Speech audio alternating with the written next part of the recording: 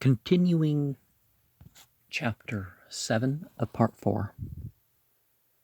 The word or truth of God is like seed in that it grows when planted, and that it is of its nature to grow when put into the human heart. Look at the meaning of Nabi as the person who helps bring that about, right? If that heart be kindly turned toward the truth, moreover it produces the bread of the soul, and is self-propagative. It has been observed in this parable that the seed represents at one time the word of God, and at another the heart of man. But no one has ever been perplexed by this free motion of thought and speech.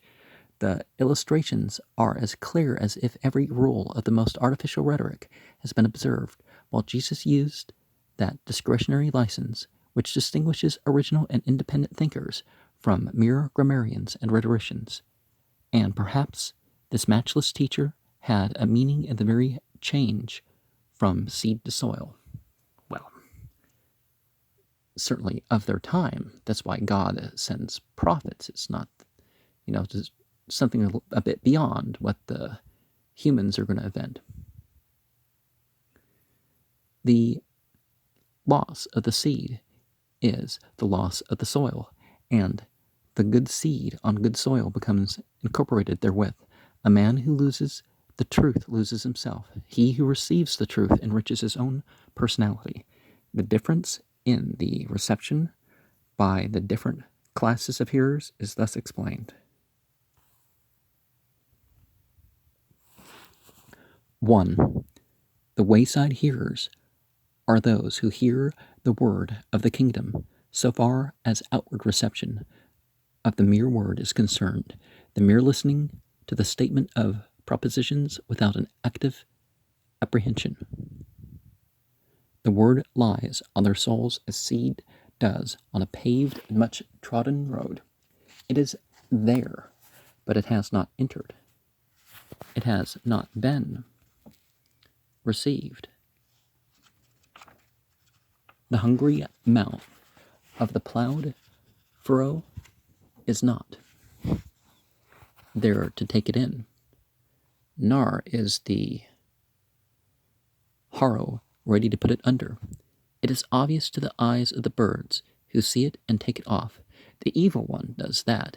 For the wayside hearers of the truths of the kingdom, which Jesus was preaching, the grammatical construction of the sentence shows that this loss of the word occurs in almost during the act of hearing. 2.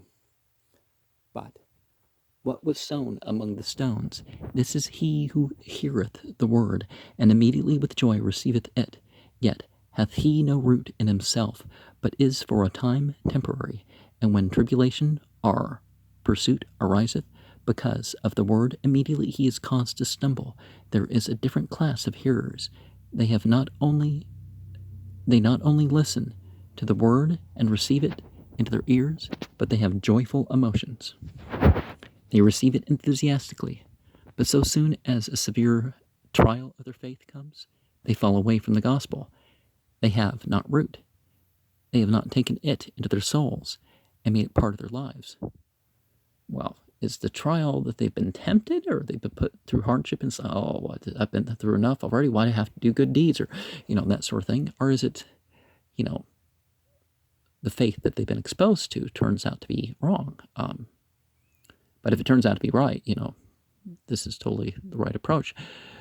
They love the truth only so long as the truth is to them an occasion of all pleasurable emotions. In other words, they love pleasure more than they love truth.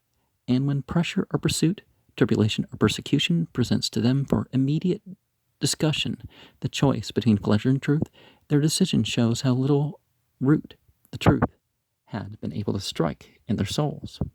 3.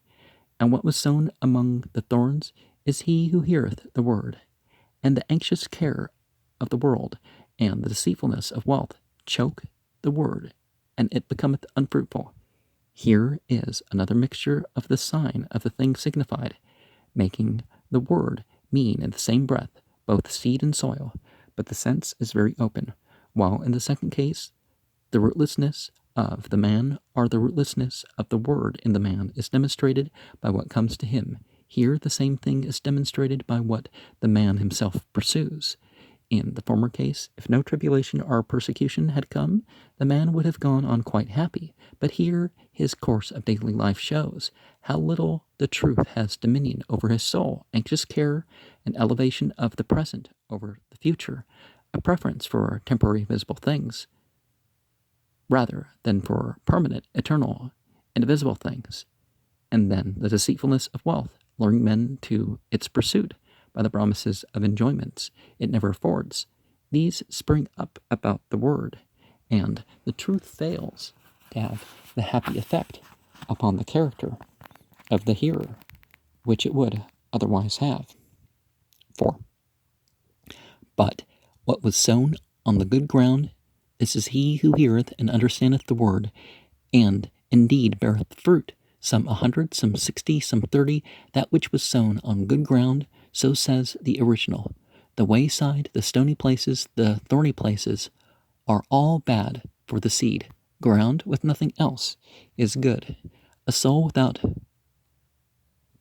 prepossessions and anxious cares, lying ready for the truth, is the soil in which the seed will grow.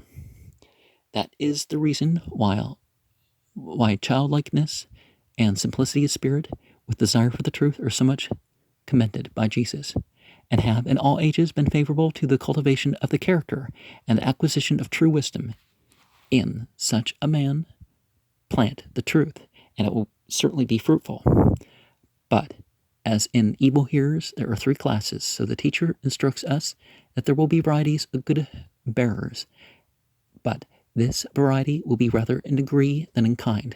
Some will be more fruitful than others, but all will bear fruit, not perhaps exact arithmetically expressed ratios.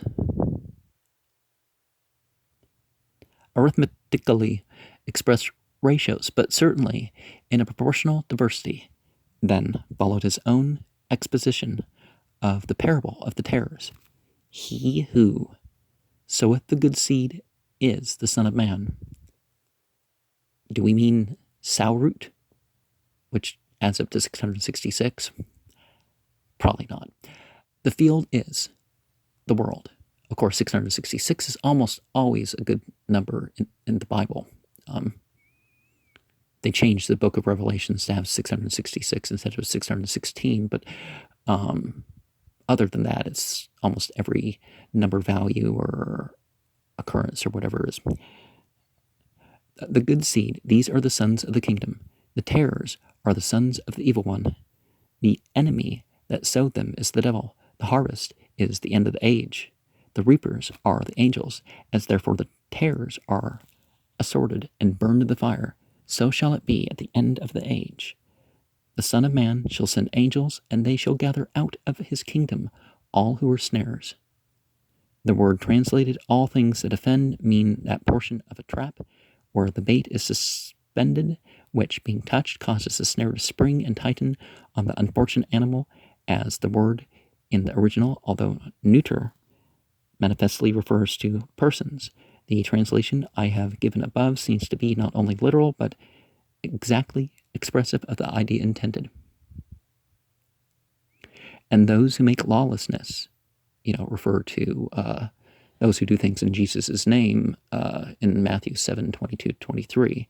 And the verse before really too. And shall cast them into a furnace of fire. There shall be wailing and grinding of teeth. The righteous shall shine out as the son of the kingdom of their Father. Obviously metaphorical, because people, you've become my only begotten son today, and that's that sort of thing. Or you've become my son. You can become a son of God or a son of the devil or whatever. Your parents are who your parents are is a way of speaking. And the sons of the prophets. You don't have to be descended of the prophets for these phrases to apply to you. So he that has ears to hear, let him hear. It would seem impossible to make anything clearer than this, and yet it is a remarkable fact of the history of human thought that there is only one other speech of Jesus which has caused so much perplexity to the church as this. I refer to his words at the supper This is my body. This is my blood.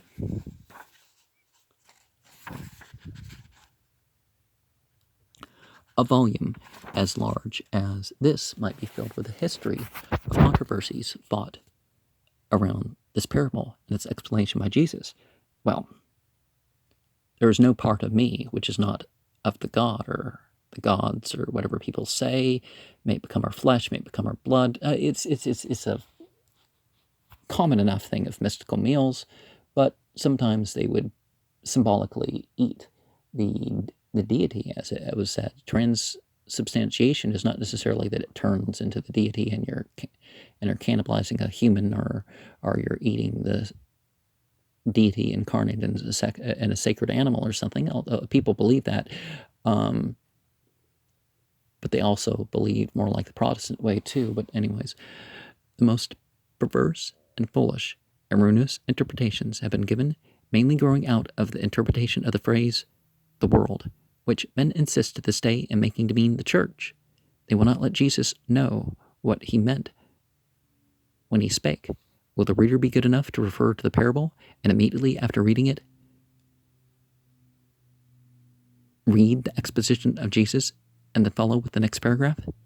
In that we shall present what seems to us would be the understanding of an intelligent man who would compare the sayings of Jesus with one another without any preposition of interpretation.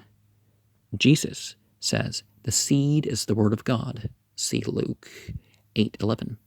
He represents himself as being the sower, by which he would seem to mean that in some way excelling all others, he should apply the word of God to the minds and hearts of mankind. He describes himself by his favorite name, Son of Man.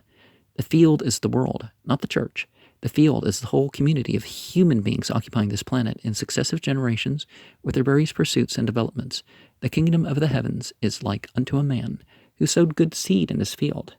The field is the world. The good seed are the sons of the kingdom of the heavens.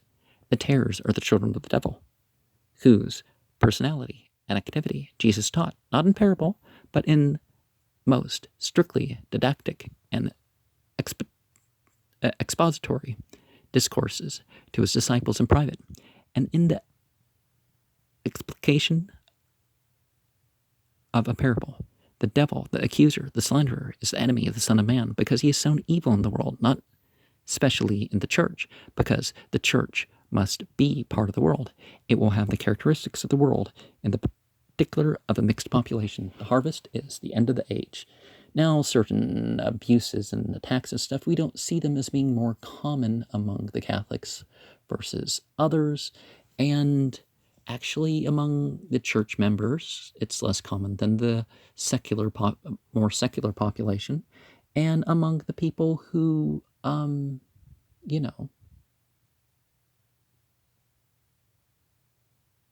the clergy, whether it's celibate or not celibate clergy. It doesn't seem to make a difference, but it matters per country. How bad it is in one country versus another. Well, why are these abuses centered in America rather than countries with more Catholics or higher percentages of Catholics, right?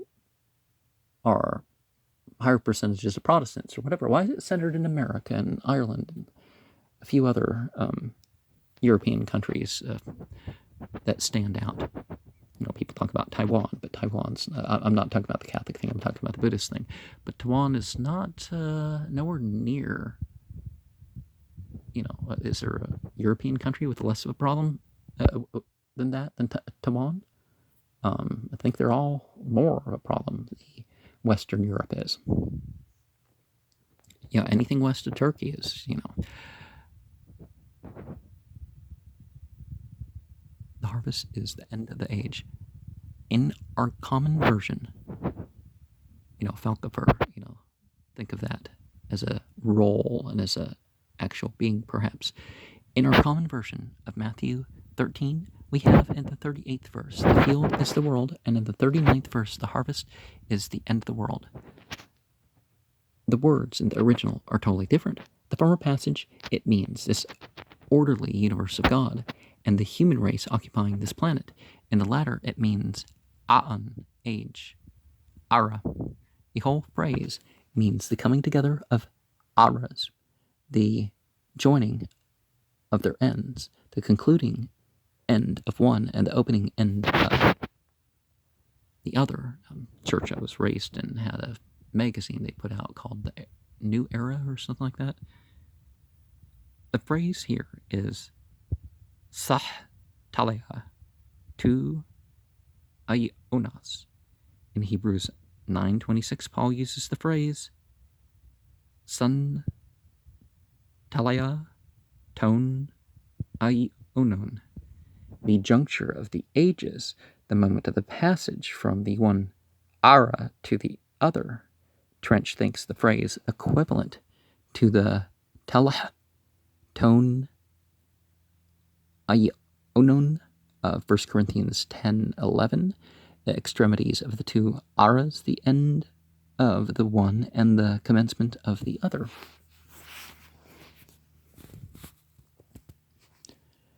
In this phrase, there is nothing whatever which implies or insinuates the destruction or end of either this planet or its inhabitants.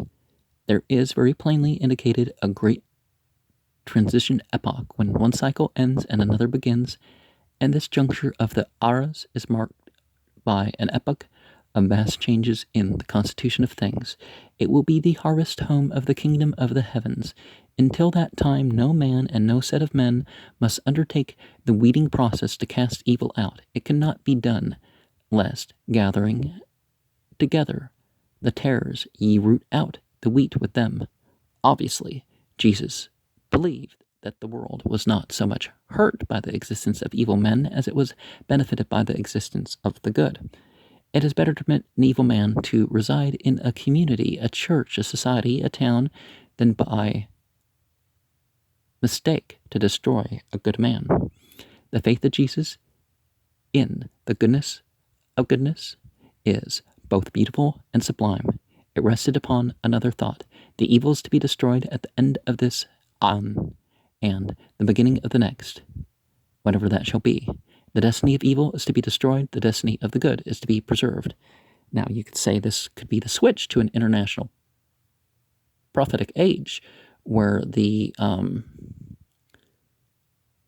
where all good throughout the world is to be enumerated, and all evil is to be listed as condemned also. Well, that phrase that quite right, but it's enumerated also, and therefore the way of doing good is pointed out more. So the defeat, you just got to accept the defeat of the evil or ignorance and go with it, act with it. It's not done for you. It's and this idea that, well, if Jesus died, why has crime and all sorts of stuff been on the rise ever since? Right? Or not quite ever since, but you know what I mean. Pretty close to it, At the conjunction of the ages of the Son of Man will send his reapers forth officially, and he will direct them what to do. Here Jesus assumes to himself the final supervision and accomplishment by the agency of angels of the destiny of the evil and the good. He will direct what shall be done with them. The evil are to be dealt with first, or ever in any part of his kingdom, the kingdom of the heavens, there are any who are baits to others, enticing them to evil, or any who make lawlessness, teach, or practice disregard of laws of the kingdom of the heavens. They are to be separated from all the good. That is the first process. Then these evils and these evil people will be assorted. All shall not be destroyed alike. Every man is to be judged and punished according to his works. There are few stripes and many stripes. There is discrimination and assortment. Inferiority, superiority is not the whole group. It's an individual thing. And that's what you look at,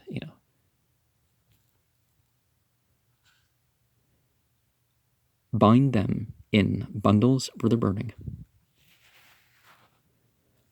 Augustine sees this and teaches that sinners shall be punished together. Hoc est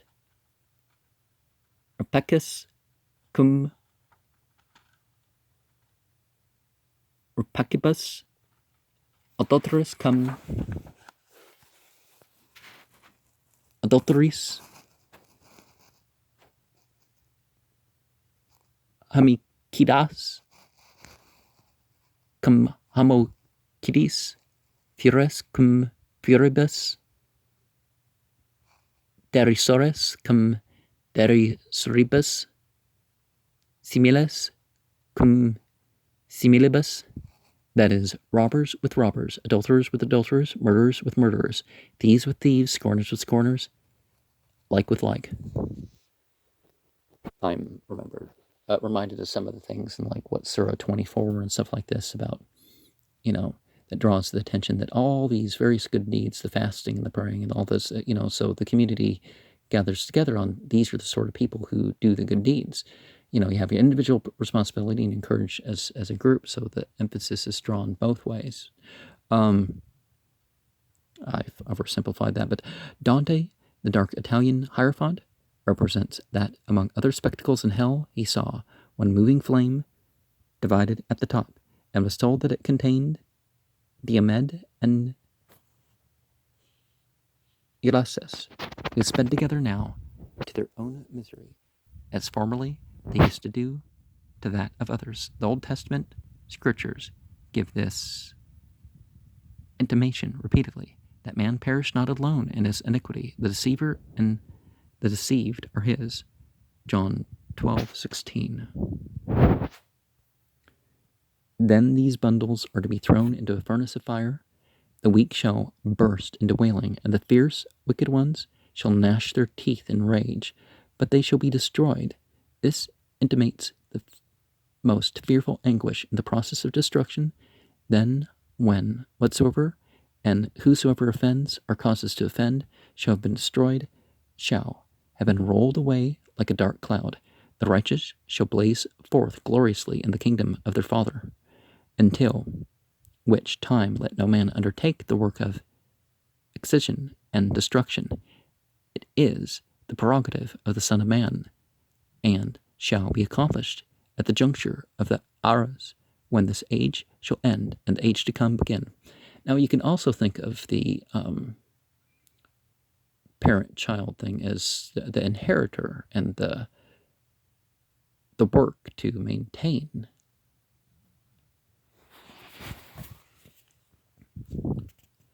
And yet, with such plain teachings set before the world by Jesus, and in face of the corroboration by the history of the whole world of the utter impracticability of ineffable judgment as to the character of men, some called Christians have insisted upon persecution for opinion's sake, making a man an offender for the word, until at some period of the Church's history, ecclesiastics have become morbid heresy hunters.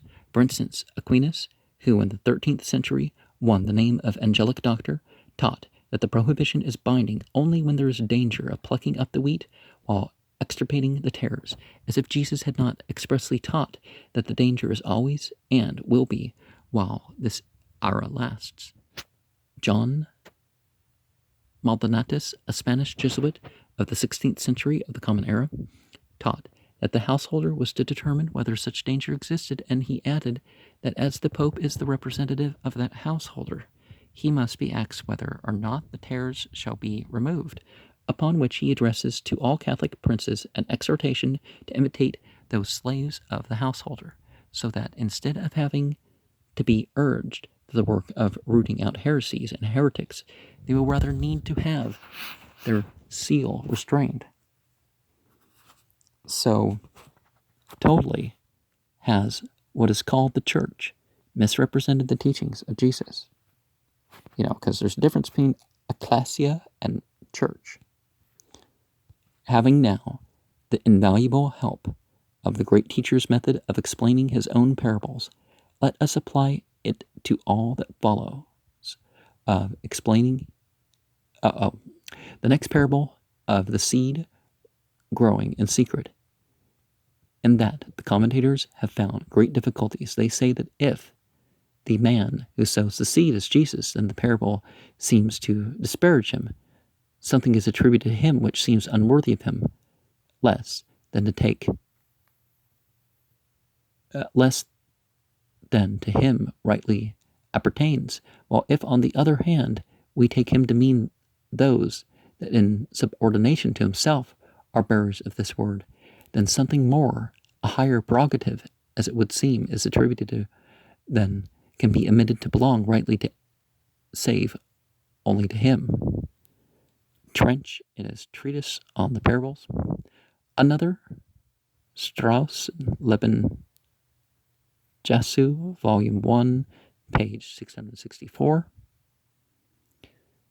says that this parable is another and imperfect version of that of the tares, only with the circumstance of the tares left out. As the first, the question is settled. Jesus says that he is the sower. If that distinct declaration of his cannot be made to consort with his pictorial representations of truth, it cannot be helped by even an archbishop. He was not careful to preserve the unities, and a German doctor must bear it. He spoke with freedom of a soul, too large for mere rhetorical rules. Why should commentators be so careful for the reputation of Jesus? As to the second, the slightest examination would have shown the learned author that this is another version of the parable of the tares, as Othello is another version of Hamlet, when, of course, the circumstances of Hamlet is left out. That of the tares teaches one thing, this another. The parable sets forth the seed of the kingdom, the word of God, the germ of truth, is under the great system of law pervading the universe. The truth grows of itself. All a man can do is to plant it. He need have no worry, no excessive anxiety. It will grow. The Son of Man, Jesus, has cast seed into the ground, and whatever he may know of all the secret processes of nature beyond what men know, of all the secret processes of mature beyond what men know, the seed he plants can grow no otherwise than it will certainly grow, just as the seed of the most unlearned farmer grows. That is to say, it is part of the universal plan and obeys the universal law. Jesus does not profess to give his words an unnatural element. He will wait. The seed of God will surely grow day and night. Every part of his development is beautiful in its season. The blade, the ear, and the full corn at last. Of course, we mean all kernels, right? It is an impressive lesson of faith and patience. Then we have the parable of the mustard seed. We need no fanciful interpretation of this parable. It plainly means the extensive growth of the principles of the kingdom of the heavens from the small beginnings of the obscure life of Jesus. He professed to plant that little seed in the field of the world. The planting took place in one of the most obscure corners of the field. It consisted of some spoken, not written words uttered to a few ordinary people, and coming out of a life of moderate length, only 1/11 of which was spent in public. He had such faith in the power of his own words that he predicted the time when they should be so extensive in their influence that the utterances of no other man should be as potential. And that prediction is this day fulfilled. The parable and its fulfillment shows what prodigious results God accomplishes with what apparently slender resources, from setting forth the extensive growth of the kingdom of the heavens by the propagation of truth. Jesus proceeds to conclude this series of parables by teaching the intensive growth of truth. This kingdom is like hidden leaven. It is a small body when compared with 3 measures of meal, but it is more than a match for the mass of inert substance in which it is hidden. The meal has no effect on the leaven. The leaven instantly attacks the meal. It is a vivid, restless, transforming agency. It seizes the particles of meal next to it and changes them to leaven. It converts the useless into an ally. there is now more leaven and less unleavened meal. This process goes forward until the whole mass is leavened. It is a noiseless process. No one sees it, no one hears it, but just as certainly as if the work were performed in the sight of all men, and with the blare of trumpets, the great change goes steadily forward. Placed in contact with humanity, the truths of the kingdom will go forward, changing that humanity by a potency particular to itself. It will cover humanity and take the whole world, not by overpowering or conquering a subjugation, but by transforming the world and converting the mass of inert humanity into a vigorous agency. Thus, did Jesus set forth his ideas of the nature of the kingdom of the heavens while addressing the multitudes, and thus did he explain his teaching to his disciples in private when they sought an explication of his dark sayings. And teaching his immediate followers, he adds those other parables are similitudes, as Origen says. They should be called. 1. The kingdom of the heavens is like to a treasure hidden in the field, which a man having found he hid, and from the joy of it goeth and selleth all that he hath, and buyeth that field. Well, good and truth is seldom in one package of representation, and there's all sorts of ways of life, secular and sacred, that, finding the right one or the portions of the right in among the others,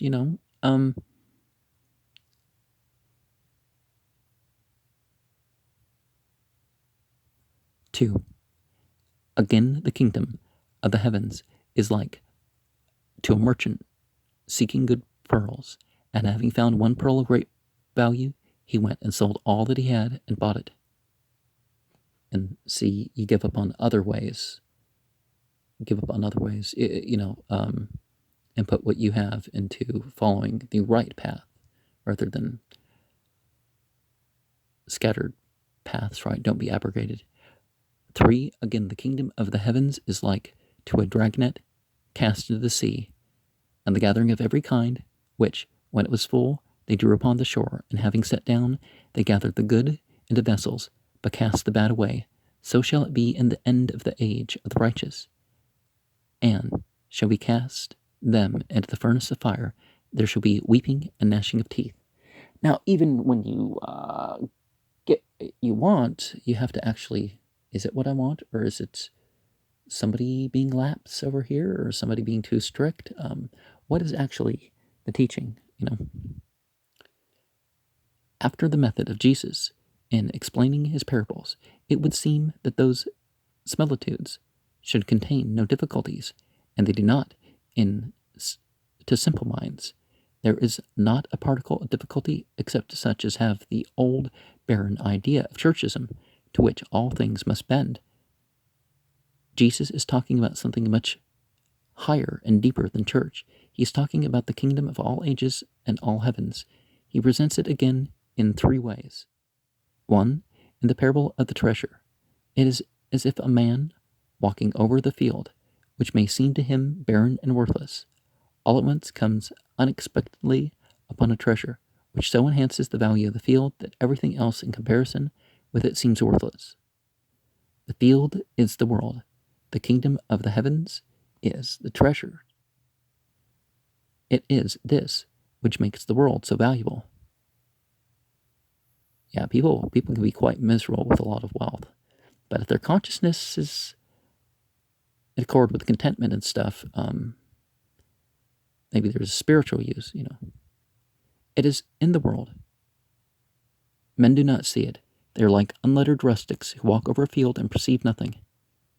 The chemist and the botanist, the geologist, the mining engineer come into the same field, and they see 1,000 beautiful and valuable things, and the geologist and engineer perceive traces of coal or copper, or silver or gold, exhibitions and promises of riches such as Australia and California never presented. How rapidly the field appreciates. Just so is, well, there's actually more gold and stuff than people realize. Just so is it often with men who, not expecting it, have such a sudden revelation of the glory of the reign of God in the world, then the world becomes vastly precious to them. The basis of this parable was a fact common to society in the East, not only in the days of Jesus, but in this day. Curious explorers of Oriental ruins have obstructions in their work, created by the belief of the natives that they have come to carry away vast treasures from the country, the existence of which had somehow become known to these travelers. In ancient times, when there were rapid changes of dynasties, men adopted methods of investment known to modern times. It is said that they divided their estates into three parts, one of which was put into commerce for current use, another converted into costly articles which were easily portable and sellable in all countries, so that if obliged to fly, these would be their means of support, and the third they buried, so that if they returned to their own land, they might find their riches again. As in the changes of this mortal life, many a man did not return. There were frequently occasions when treasure would be found. Idling peasants often sighed for the discovery of great riches, and so many romantic incidents would necessarily be connected with the bearing and the finding of these treasures, that they occupy no inconsiderable space in Oriental literature. Jesus meant to teach, 1. That the reign of changeless principles occupy God's universe, and pervading God's eternity is incomparably valuable. 2. That its existence is what gives value to the world, which would otherwise be worthless. 3. That men sometimes have these great truths revealed to them as by an inspiration, and all true men are excited with gladness thereat. 2. But there are men who are seeking the valuable and most precious, and they find it in this kingdom. This truth is set forth in the parable of the pearl buyer. It is necessary to recollect the great esteem in which the ancients held the pearl, and the great sums often given for a single perfect pearl. The two pearls which Cleopatra is instead of a ka in the ancient Egyptian, and there's a duh instead of a t in there, and I think there's some extra letters in there. I keep forgetting whenever Cleopatra comes up is how to say it in ancient Egyptian, right? Renksmet is the name of that language, by the way, not Egyptian. It wasn't Egyptian until there was no Egyptians until the Greeks conquered them. Egyptus, but anyways, proposed to dissolve an asset in honor of Mark Antony were valued at 10 million sesterces, or about $390,000 in gold. Of course, this book was written at the time where 50 cents could buy you about $30 worth of stuff, so translate it accordingly. But the value depended upon several things, such as size, form, color, and purity of luster. It was rare to find a pearl that united all the good qualities, and when found, it was of great price, of so great price as to stimulate elaborate counterfeiting. It was worthwhile sometimes to invest all one possessed in a single pearl. There was less fluctuation in its value than in that of other commodities in the world markets. So Jesus likens the earnest truth seeker to the pearl merchant. He finds the most costly truth in the kingdom which Jesus was preaching. As men come to see and know the value of these truths, all other things will become comparatively valueless. They will seek this. They will give up everything else for this. The possession of this truth is the gaining of an everlasting fortune. And I guess we'll continue. I don't know how many programs this will be.